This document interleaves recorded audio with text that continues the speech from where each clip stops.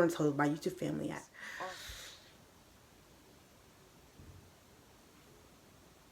That's what we're not gonna do, okay?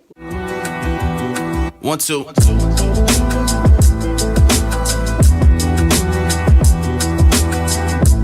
Alright, so hi guys, welcome back to The Way, the Truth, and the Life. It's your girl Glory, back with another video. It is story time, and if you're watching this, we have hit 200 subscribers. Yeah, I'm just really grateful for this moment. Thank you guys all for supporting me, and if you're new to this channel, welcome. You will not regret hitting that button, I promise you. Now on to the video. So on March 3rd, prior to the weekend of March 3rd, I was home, and I got an email from my Canada Revenue saying that I needed to update my OSAP account, and like something was already iffy. I wasn't putting two and two together, so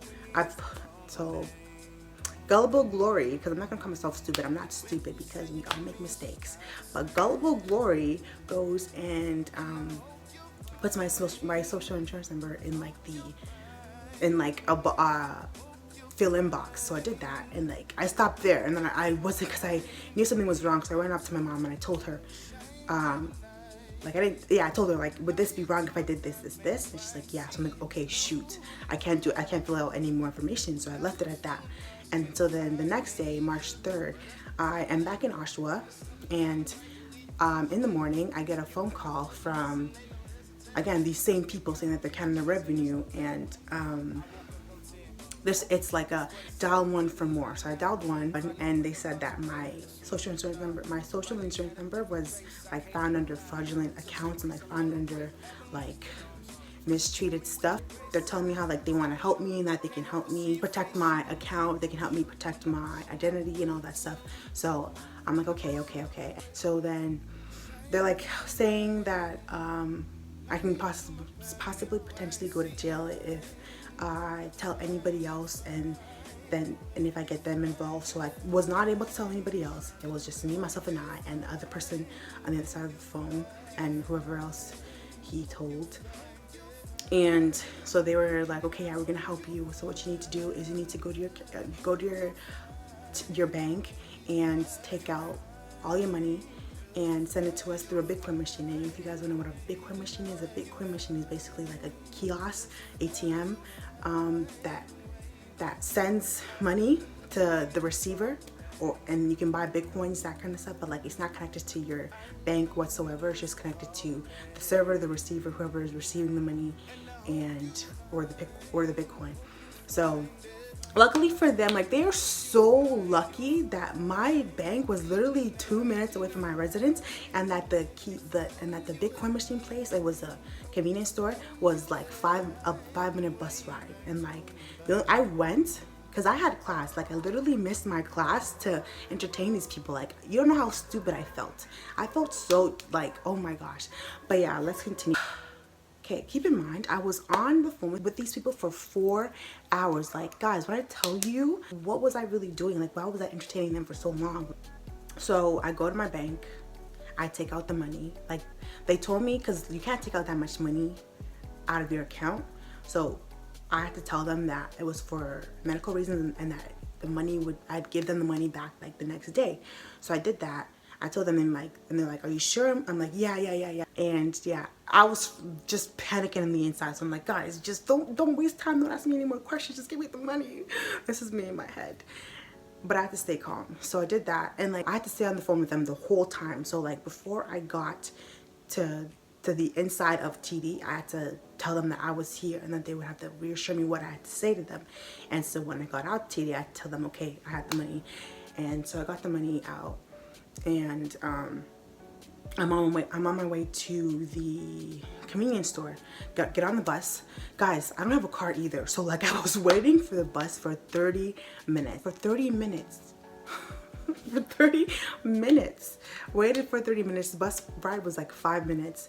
Got to the convenience store. Like, there was a lady in front of me, so like it gave me some time to think, but I was not thinking, because these guys were like, what's going on? Hurry up. I'm like, relax, someone's in front of me. I wasn't able to like talk to anybody, because there was a guy at the front desk of the Bitcoin of the convenience store, and like I couldn't ask him for any help. And if he asked me for anything or told like was trying to tell me something, I was supposed to be like, no, I'm good. Like if he asked me if I needed help, I was supposed to tell him that I was okay, that I didn't need help, that I knew what I'm doing.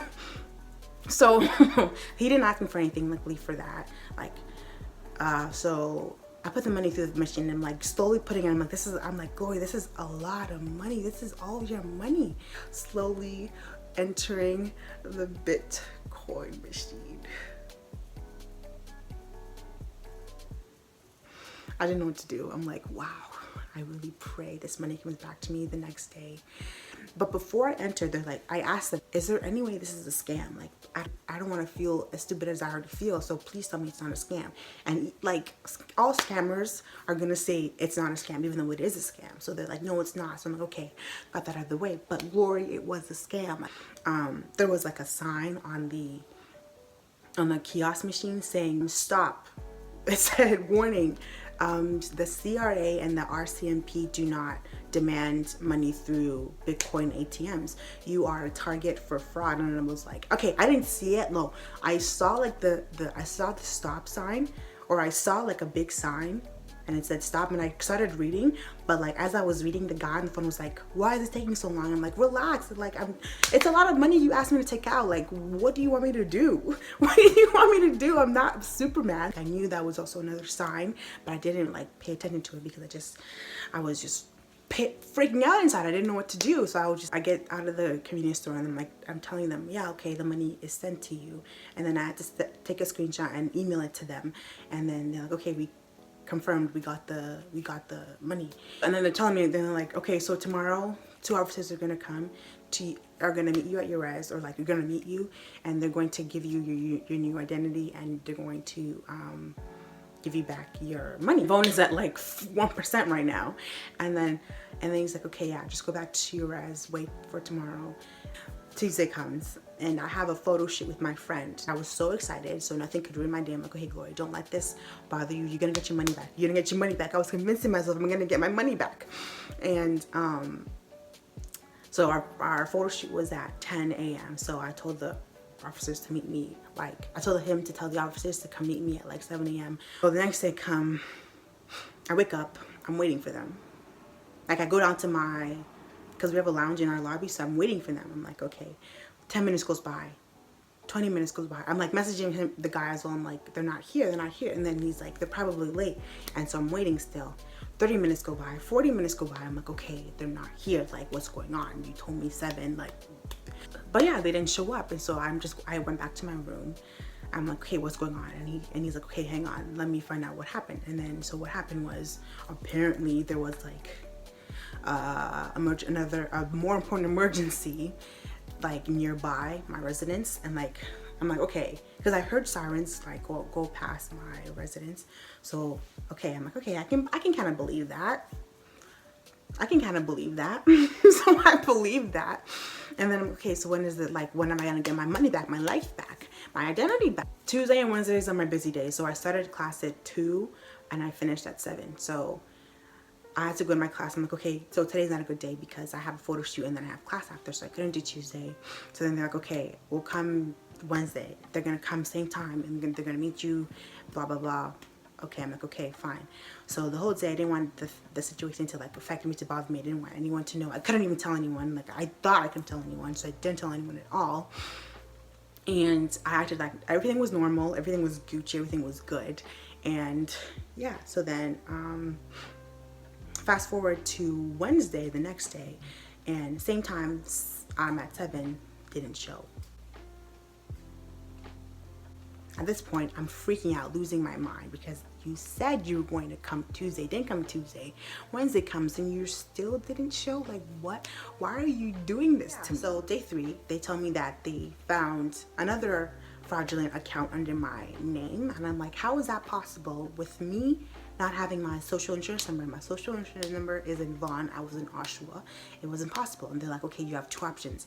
Either you go to jail, or we have to find out like who it was. I'm like, okay, well, clearly it wasn't me. Like, no, at this point, they asked for more money. They like, yeah, we're gonna need more money because we thought it was you. I'm like, does that make sense? But no, I wasn't thinking again. That didn't make sense. So, and then they're like, yeah, get it from your parents. I'm like, my parents? Do you know who my parents are? Do you know who my parents are? Do you even know my background? I am a Nigerian.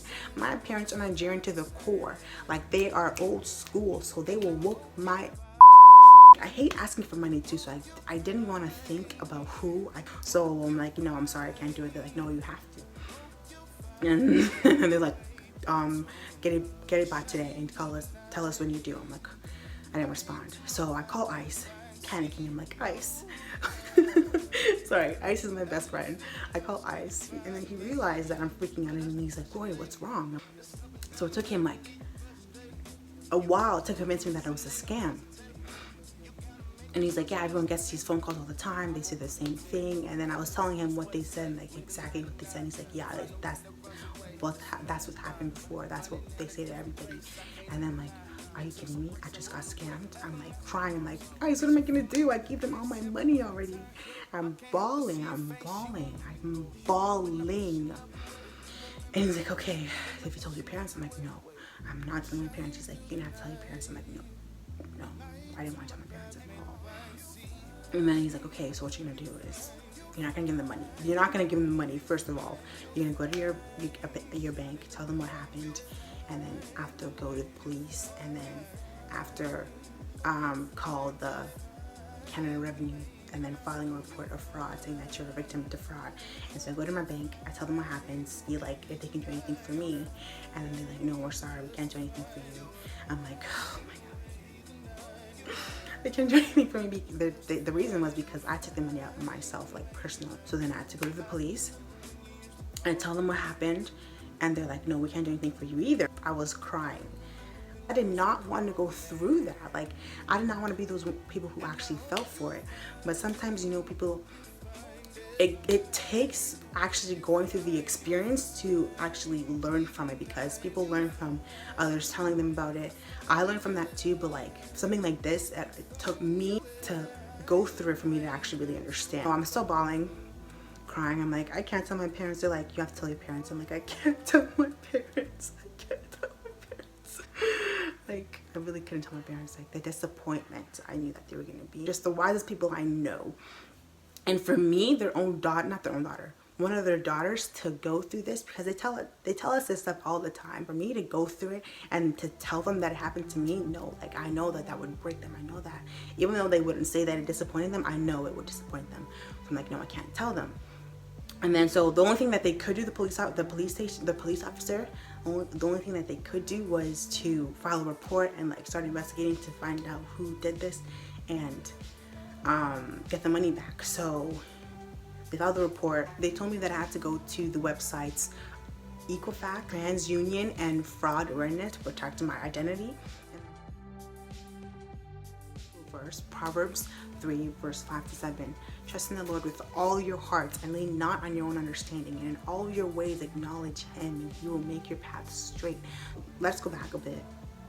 So right now, a week later, the police called. They're saying, okay, so we found we couldn't trace the people, but like we traced it to a number that's outside of the country. So they're not even in Canada anymore. They're somewhere doing enjoyment.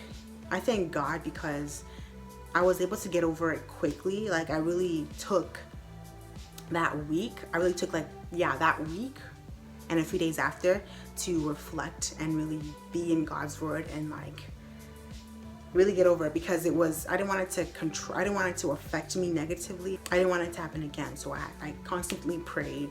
I was like, okay, wisdom, discernment. That's all I was praying for all that week, wisdom and discernment. But yeah, I know that this happened for a reason. Like I said, if you're a big believer of things happening for a reason, then you know this happened for a reason. Thank you guys for tuning into this video. For those of you who stay tuned to the end, thank you. I appreciate it. Please share this video to a friend, to anybody, to your quarantine bae, quarantine family, whoever you're quarantining with. And yeah, let people be aware of this. And don't be on the other side calling me stupid, because I'm not, okay? That's what we're not gonna do, okay? We're not gonna do that. This bad enough that I felt stupid, going through that, but I had to go through that to learn from my mistakes. Correct. But now I am a better person because of that, and I am so much more at peace, and I just thank God for that. But yeah, I love you, but most importantly, God loves you, and I hope you have an amazing day. Continue to stay strong through this situation, this other situation, which is this whole lockdown. But yeah, bye guys.